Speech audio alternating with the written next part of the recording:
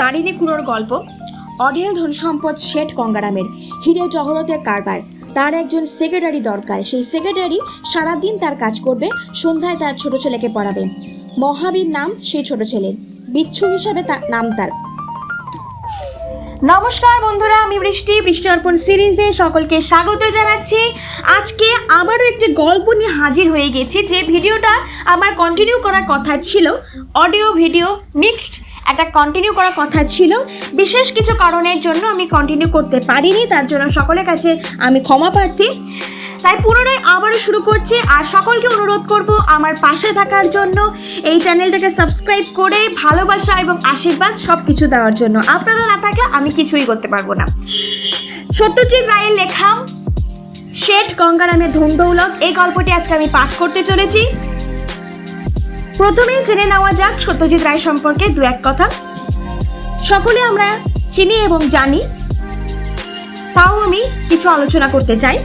সত্যজিৎ রায় জন্ম 2রা মে 1921 আর মৃত্যু 1992 সালের 23 এপ্রিল। তিনি ছিলেন একজন ভারতীয় চলচ্চিত্র নির্মাতা, চিত্রনাট্যকার, শিল্প নির্দেশক, সঙ্গীত পরিচালক এবং লেখক। তাকে বিংশ শতাব্দীর অন্যতম শ্রেষ্ঠ চলচ্চিত্র নির্মাতাদের একজন হিসেবে গণ্য করা হয়। সত্যজিতের জন্ম কলকাতা শহরে সাহিত্য ও শিল্প সমাজে খ্যাতনামা রায় পরিবারে।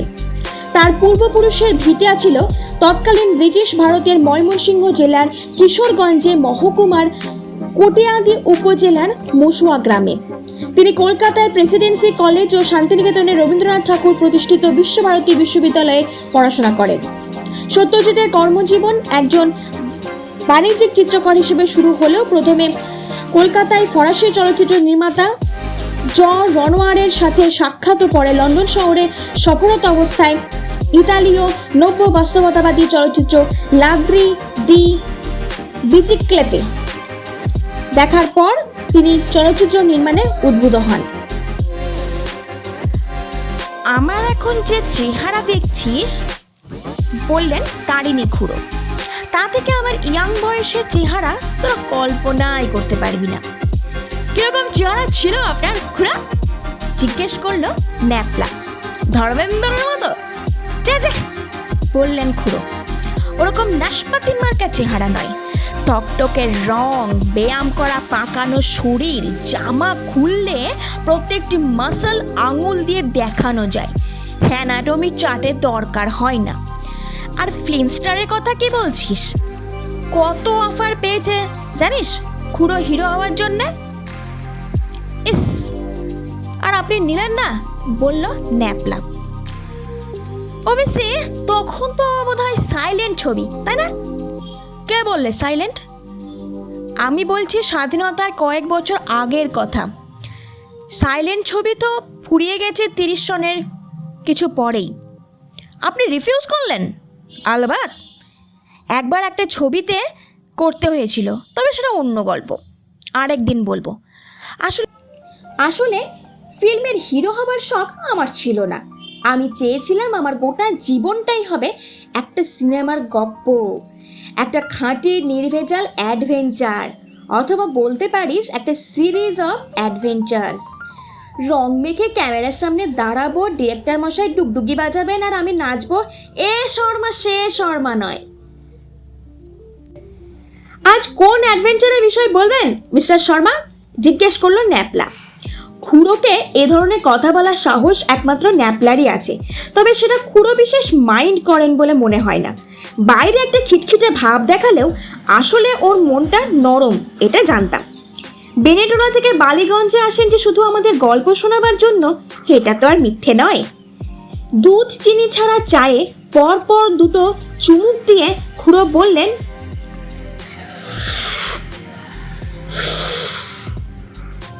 1944-এ আজমির। তখন আমার বয়স 28। আমরা 5 জন, আমি, ভুলু, চটপটি, সুনন্দ আর ন্যাপলা, গল্পের জন্য রেডি হয়ে বসলাম। চা শেষ করে একটা 100 কোয়ালিটি বিড়ি ধরিয়ে খুড়ো আরম্ভ করলেন। আগ্রায় একটা ব্যাংকের চাকরিতে ইস্তফা দিয়ে কোথায় যাওয়া যায় তাই ভাবছি। এমন সময় হঠাৎ মনে পড়ে গেল ধরণী কাকার কথা। আমার বাবার মাস্তুতো ভাই। তিনি জয়পুরে হোমিওপ্যাথি করে বেশ পসার জমিয়ে বসেছেন। রাজস্থানটা দেখা হয়নি, অথচ ছেলেবেলা থেকে ও দেশটার উপর একটা আকর্ষণ রয়েছে। মনে হয় ভারতবর্ষ ওটাই হলো সত্যিকারের রোম্যান্স ও অ্যাডভেঞ্চারের ঘাঁটি। চলে গেলুম কাকুর কাছে। আমি বেকার জেনে কাকার ভুরু কুচকে গেল। বললেন, তোর মতো একজন জোয়ান ছেলে ফ্যা ফ্যা করে ঘুরে বেড়াচ্ছে, এটা আমি বরদাস্ত করতে পারি না। আজমি যাবি? বললুম, কি আছে সেখানে? কাকা বললেন, সেঠ গঙ্গারাম আমার পেশেন্ট, পেটের আলসারে ভুগত, আমার ওষুধে চাঙ্গা হয়ে উঠেছেন। তার একজন ইংরেজি জানা সেক্রেটারি দরকার। তোর তো ইংরেজিতে অনার্স ছিল, যদি চাস তো তোকে রেকমেন্ড করে দিতে পারি। কখন কি কাজে দরকার পড়ে তাই টাইপিংটা আগেই শেখা ছিল। কাজে সেক্রেটারির চাকরির পক্ষে আমি অনুপযুক্ত নই। তবু লোকটার সম্বন্ধে একটু ডিটেল জানা দরকার বলে প্রশ্ন করলুম, কি করেন গঙ্গারাম? গঙ্গারাম বললে 19টি বার ম্যাট্রিকে এসে ঘাইল করে থামলো শেষে, এটাই মনে পড়ে যায়। কাকা বললেন, গঙ্গারাম মস্ত ধনী, হিরে জহরতের কারবার, বিদেশে করেসপন্ডেন্স চালাতে হয়। যে সেক্রেটারি ছিল সে নাকি বিয়ে করার নাম করে সেই যে গেছে, আর আসেনি। বস হিসেবে গঙ্গারাম কি? কোনো গোলমাল নেই, তবে ওর একটা ছেলে আছে, বছর 12 বয়স। সে নাকি একটি মূর্তিমান বিচ্ছু, সে যদি কিছু করে থাকে। আমি বললাম, কুছ পড়া নেই, যে ছেলের এখনো গপ গজাবার বয়স হয়নি তাকে আবার ভয় কিসে, ও আমি সামলে নেব। তাহলে আর কি, লেগে পড়।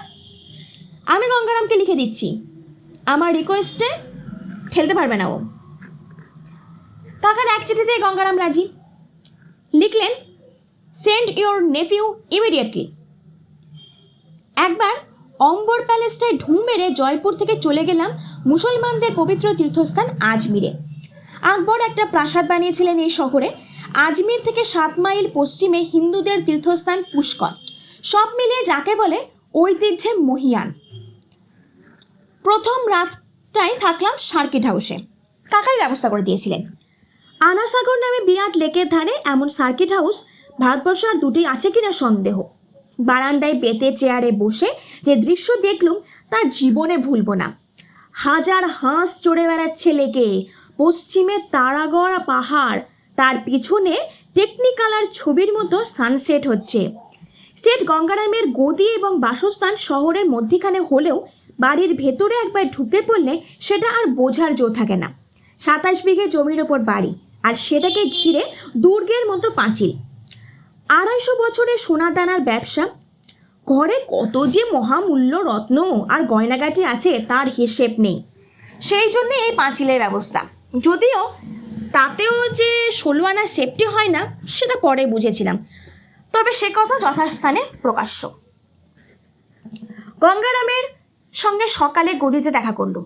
ভদ্রলোকের বয়স 60-65, ঘি খাওয়া নধর পরিপুষ্ট চেহারা। একবার বসে পড়লে উঠতে গেলে পাশের লোককে হাত ধরে হেল্প করতে হয়। আমায় দেখে প্রথম প্রশ্ন হলো, আর ইউ বেঙ্গলি? এ প্রশ্নের অবশ্যই একটা কারণ আছে, সেটা এখানে বলি। আগ্রায় থাকতে একদিন ব্যাংকে এক খদ্দের আসে।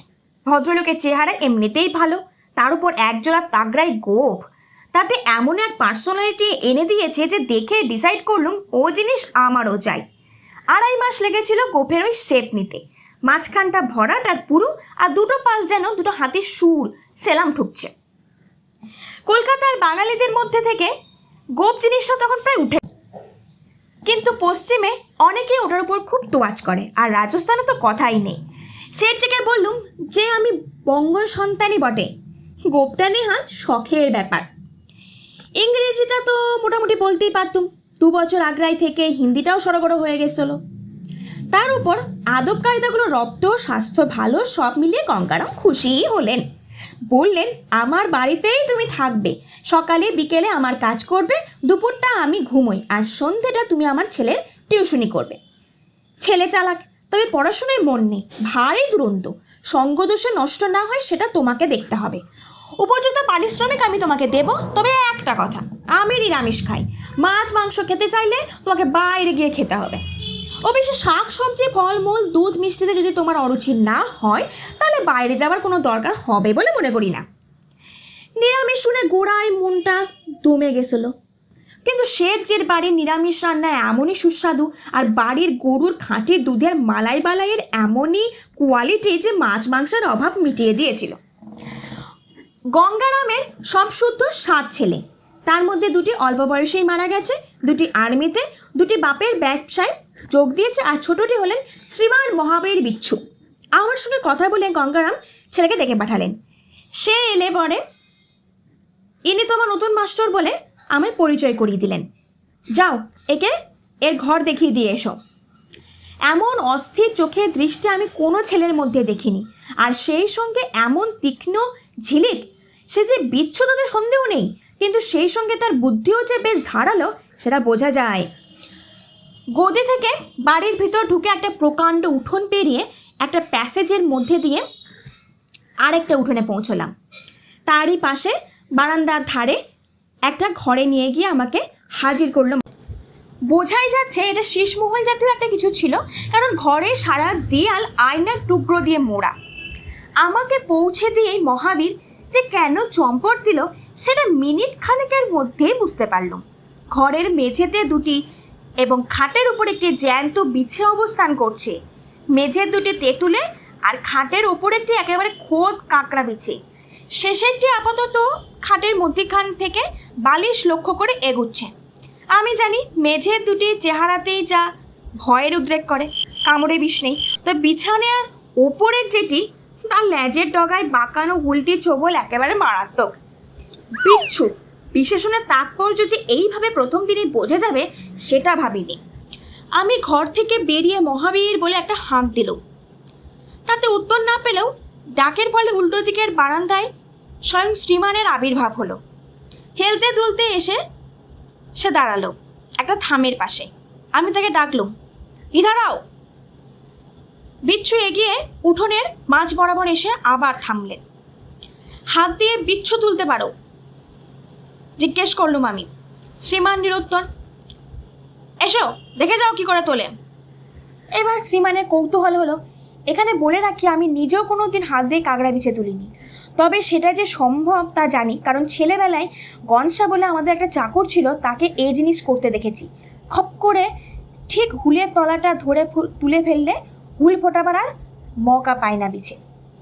মহাবীর আমার ঘরের দরজার মুখটাতে এসে দাঁড়ালো। আমি দম টেনে এক বুক সাহস নিয়ে দুগ্গা বলে একছো বলে খাটের উপর থেকে বিছেটাকে ল্যাজে ধরে তুললুম। তারপর সেটা 2 আঙুলে ঝুলিয়ে মহাবীরের মুখের খুব কাছে নিয়ে গিয়ে বললুম, বিছেগুলোকে বাইরে ফেলে আসার জন্য একটা পাত্র নিয়ে এসো। আর দেখছই তো আমার কোনো যখন ভয় নেই তখন আমাকে ভয় দেখিয়ে কোনো মজা নেই। মহাবীর 1 মিনিটের মধ্যেই একটা কাঁচের বয়াম নিয়ে এলো। তার ভেতরের দেয়ালে লাড্ডুর গুঁড়ো লেগে রয়েছে। তারই মধ্যে প্রথমে কাঁকড়া বিছেটাকে, তারপর তেঁতুলের বিছে 2টো ফেলে বললুম, এগুলোকে বাড়ির পাঁচিলের বাইরে ফেলে এসো। মহাবীর গেল। তারপর কিছুক্ষণের মধ্যেই এসে রিপোর্ট করে গেল যে সে আমার আজ্ঞা পালন করেছে। তারপর থেকে মনে হতো যে প্রাইভেট টিউটরের প্রতি তার স্বাভাবিক যে বিরাগ সেটা মহাবীর কিছুটা কাটিয়ে উঠেছে। কতটা কাটিয়েছে সেটা জানা মুশকিল, কারণ এমনিতে সে অত্যন্ত চাপা। পেটে বোমা মারলেও মনের আসল ভাব সে প্রকাশ করবে না। কিন্তু ছেলে যে অত্যন্ত চৌখুস, কাজে লেখাপড়ায় যাতে তার মন বসে সে চেষ্টা আমাকে করতেই হবে, তাতে সফল হই বা না হই। দুষ্টুমি বন্ধ করার চেষ্টা আমি করিনি, কারণ জানি সেটা মাঠে মারা যাবে। ট্যান্দ্রামোর দৌড় যে কতখানি সেটা একদিনের ঘটনা বললেই বুঝতে পারবে। গঙ্গারামের বাড়িতে 4টে ঘোড়া, 6টা উট। একদিন সকালে মনিবের চিঠি টাইপ করছে গদিতে বসে। এমন সময় হঠাৎ সমস্বরে অনেকগুলো উটের আর্তনাদ শুনে আঁতকে উঠল। উটের ডাকের মতো অমন বিভৎস ঘরঘরের ডাক আর কোনো জানোয়ারের নেই। কৌতূহল হওয়াতে বাইরে বেরিয়ে দেখি জোড়া জোড়া উট বোধহয় পরস্পরের দিকে পিচ করে বসেছিল। কোনো এক ফাঁকে গিয়ে শ্রীমান ওর লেজ গাঁটছড়ার মতো করে বেঁধে দিয়ে এসেছে। বসা উট দাঁড়িয়ে উঠতে লেজে টান পড়ার ফলে এই বিকট চিৎকার। গঙ্গারামের ব্যাপারে ভয়ঙ্কর আপসেট হয়ে পড়াতে তাকে বুঝিয়ে বললুম যে এই ধরনের দুষ্টুমের বয়সটা মানুষের খুব দীর্ঘস্থায়ী হয় না, তোমার ছেলের যথেষ্ট বুদ্ধি আছে, সে পড়াশোনায় ভালো হবে, এই গ্যারেন্টি আমি দিচ্ছি, তুমি চিন্তা করো না। এত বলার পর বাপ স্বস্তির নিঃশ্বাস ফেললেন। মহাবীরকে পড়ানোর টাইম ছিল সন্ধ্যে 7টা থেকে 9টা। একতলার পিছন দিকে আমার ঘরের উল্টো দিকে একটা ঘরে বসে পড়াশোনা হতো। আমি গিয়ে বসলেই বেয়ারা 1 গ্লাস শরবত দিয়ে যেত। সেটা যে কিসের শরবত তা কোনোদিনই ঠাহর করতে পারিনি, তবে বলতে পারি এমন সুস্বাদু সুগন্ধি শরবত আর কোনোদিন খাইনি। শরবত শেষ হতে না হতেই ছাত্র এসে পড়তেন। একদিন দেখি ছেলে আর আসে না। আমি ঘড়ি দেখছি, থেকে থেকে 20 মিনিট হয়ে গেল, 25 মিনিট হয়ে গেল, 1 ঘন্টা, তবু সে আসে না। দেরির কি কারণ হতে পারে বুঝতে পারছি না। এমন সময় হঠাৎ শ্রীমান এসে হাজির। কি ব্যাপার বলো তো, জিজ্ঞেস করলাম তাকে। এত দেরি কেন? তোমায় একটা জিনিস দেখাবো তাই, বললেন শ্রীমান। বাবার নেশা পুরোপুরি না হলে ট্যাঙ্ক থেকে চাবি বার করতে পারছিলাম না। সর্বনাশ, বাবার ট্যাঙ্ক থেকে চাবি? শেঠজি যে গাঁজা জাতীয় একটা কিছু সেবন করেন, সন্ধেবেলা সেটা জানতাম। কিসের চাবি জিজ্ঞেস করলাম আমি। সিন্দুকের, বললেন শ্রীমান বিচ্ছু। তারপর পকেট থেকে একটা জিনিস বার করে ঠক করে টেবিলের উপরে রাখলো। ল্যাম্পের আলোয় সেটার চোখ ধাঁধানো ঝলসানি আমায় থমকে দিল।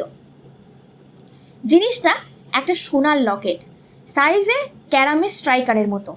মাঝখানে একটা আধুলি প্রমাণ সবুজ মণি, নির্ঘাত মরকত বা পান্না। তাকে ঘিরে আছে হীরের বলয়, আর তাকে আবার ঘিরে আছে সোনার সূক্ষ্ম কারুকার্যের মধ্যে বসানো চুনি আর পান্না। জাহাঙ্গীর বাদশার জিনিস ছিল এটা, চাপা গলায় বলল মহাবীর।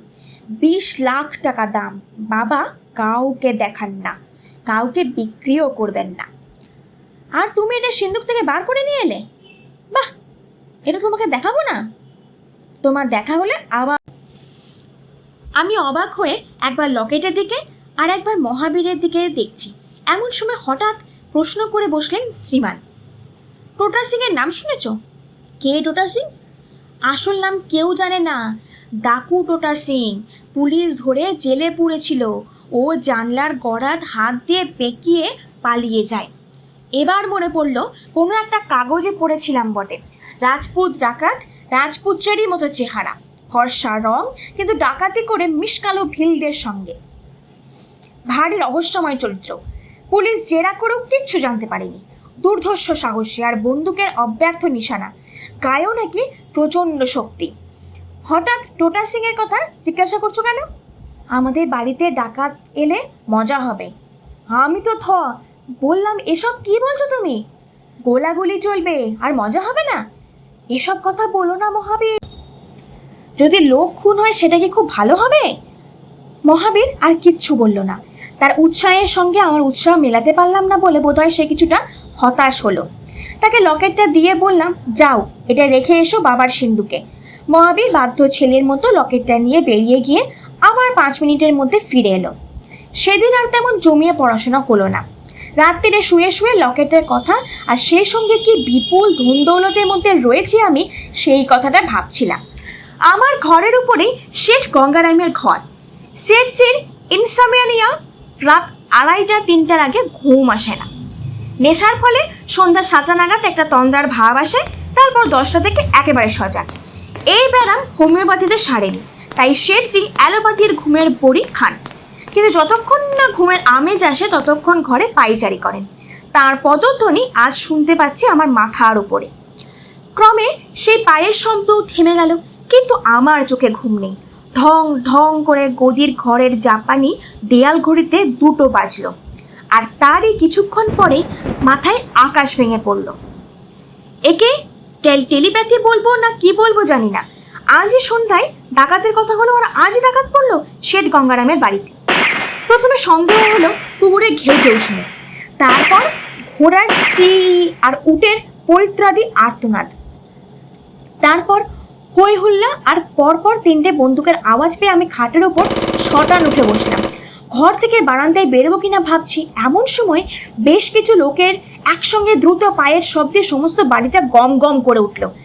দরজা দিয়ে মুখ বাড়িয়ে ওদিকের বারান্দায় প্যাসেজের ভিতর দিয়ে বাইরের উঠোনের যে অংশটা দেখা যায় তাতে আলোক রশ্মির ছটফটানি দেখে বুঝলাম কে বা কারা যেন টর্চ ফেলছে। মাথায় রোগ চেপে গেল। শেঠজি আমাকে একটা রিভলভার দিয়েছিলেন, সেটা নিয়ে প্যাসেজের দিকে এগিয়ে গেলুম। বাড়িতে ডাকাত যদি পড়েই থাকে তো এভাবে কেঁচো হয়ে ঘরে বসে থাকলে বাঙালির মুখে যে কালি পড়বে। কিন্তু প্যাসেজ দিয়ে বেরোনো মাত্র একটা বন্দুকের গর্জনের সঙ্গে সঙ্গে বুঝলাম আমার কানের পাশ দিয়ে একটা গুলি বেরিয়ে গিয়ে পিছনের একটা কাঁচের জানলাকে চৌচির করে দিল। আমি বেগতিক দেখে মাটিতে হুমড়ে খেয়ে পড়লাম। গোলাগুলি চললে এটাই যে প্রশস্ত পন্থা এটা আমার জানা ছিল। তাও উপর অবস্থাতে হাত বাড়িয়ে রিভলভারে ঘোড়া টিপে একজন বন্দুকধারী থেকে একটা গুলি চালিয়ে দিল।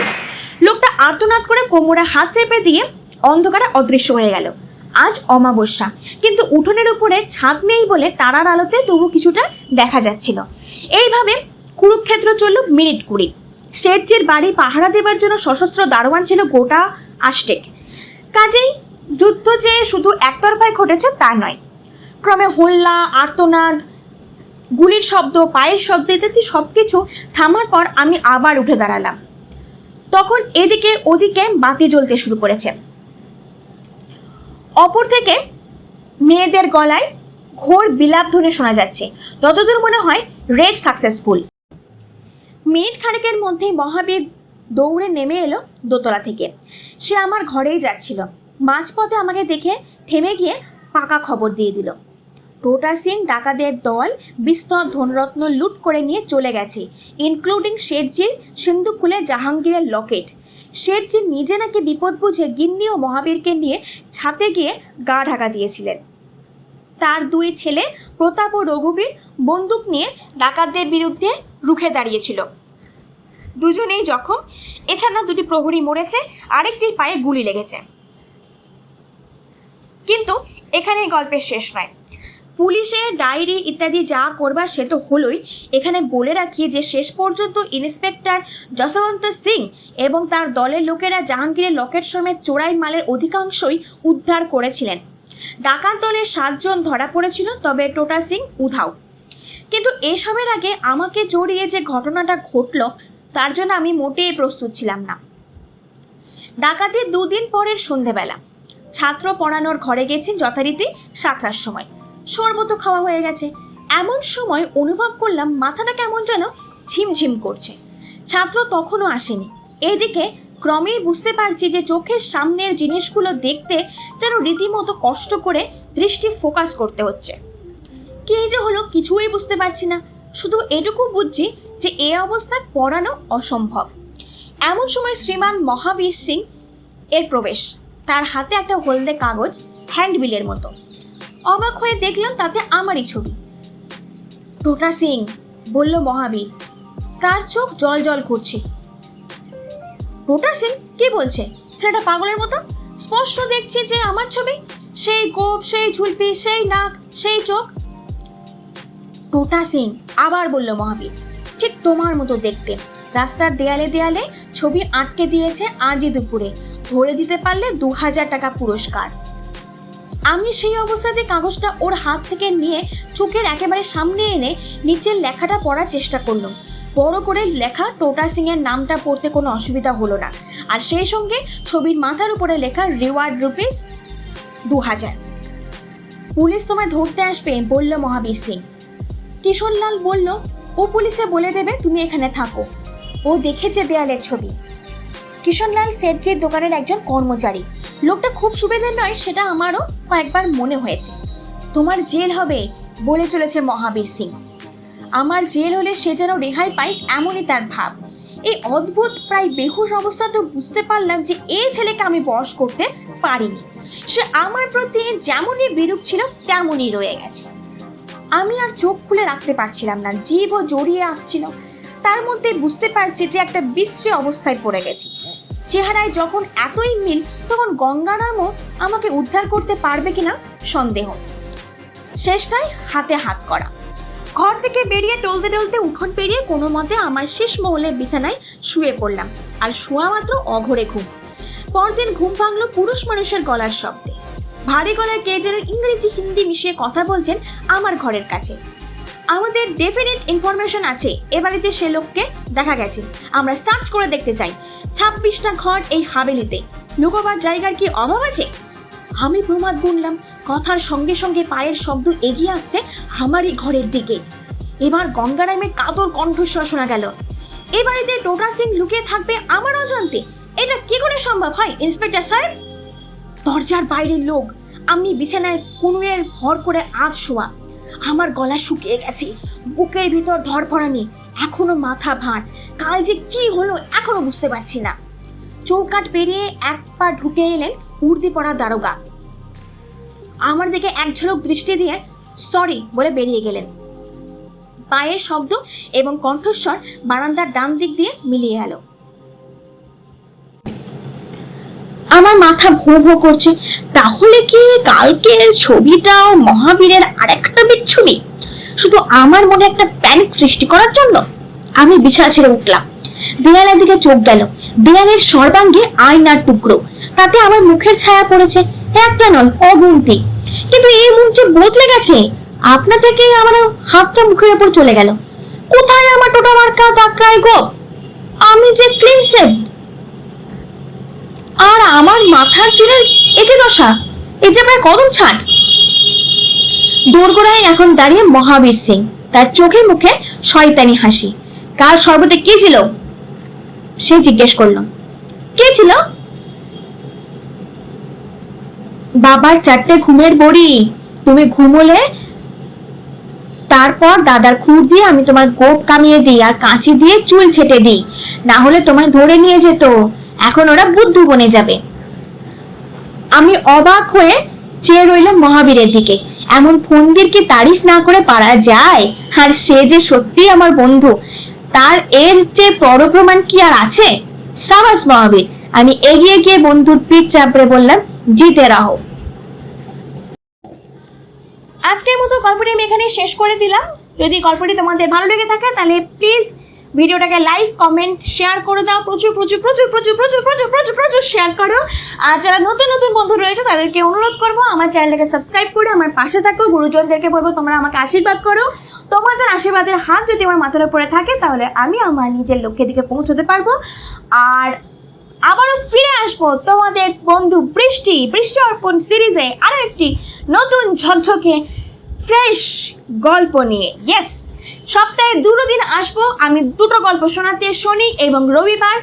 আর সপ্তাহের যে কোনো একটা দিন অবশ্যই আমার চ্যানেলে ডেলি ভ্লগ তোমরা দেখতে পাবে। যারা আমার ডেলি ভ্লগ দেখতে ভালোবাসো তাদের জন্য এই সুখবরটা রয়েছে। আর তোমরা যদি চাও আমার কণ্ঠে অন্য কোনো নতুন গল্প বা কবিতা শুনতে তাহলে প্লিজ কমেন্ট বক্সে সেটা জানাও। আমি চেষ্টা করব তোমাদের মনের মতো পছন্দসই গল্প নিজের মতো করে চেষ্টা করতে পাঠ করার। তো বন্ধুরা আজকের মতন টাটা, দেখা হচ্ছে আবার নেক্সট উইকে শনি এবং রবিবার। তোমরা খুব ভালো থেকো, সুস্থ থেকো, সাবধানে থেকো, জমিয়ে গল্প শোনো, জমিয়ে আমার ডেলি ভ্লগ দেখো, নিজেরা লাইফটাকে এনজয় করো। টাটা বন্ধুরা।